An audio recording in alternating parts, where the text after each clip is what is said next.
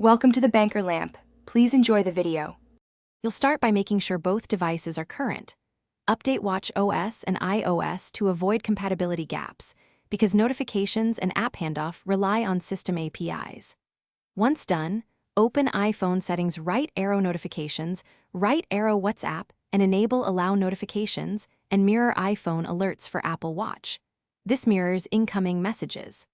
Also enable background app refresh and grant microphone permission so voice replies work. These steps connect WhatsApp running on your iPhone to the watch notification layer immediately, letting you receive and interact with messages. Next, open the Apple Watch app on your iPhone and confirm WhatsApp notifications are set to mirror. This ensures alerts arrive on your wrist. For richer functionality, install a watch-compatible client like Watch Chat and follow its setup. Grant access to WhatsApp data, contacts, and attachments. This provides message history and media viewing on the watch.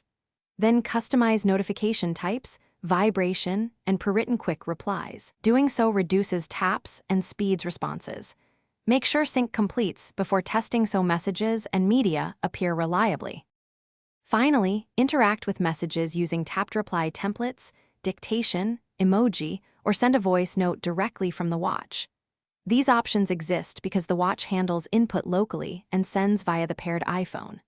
For photos or long videos, tap handoff to open WhatsApp on your iPhone for full functionality. If messages stop appearing, restart both devices, check Bluetooth and Wi-Fi, and re-enable WhatsApp notification mirroring. That usually resolves sync issues. If problems persist, reinstall the Watch Client app and re-grant permissions. Thanks for watching. If this was helpful, leave a like and consider subscribing. See you next time.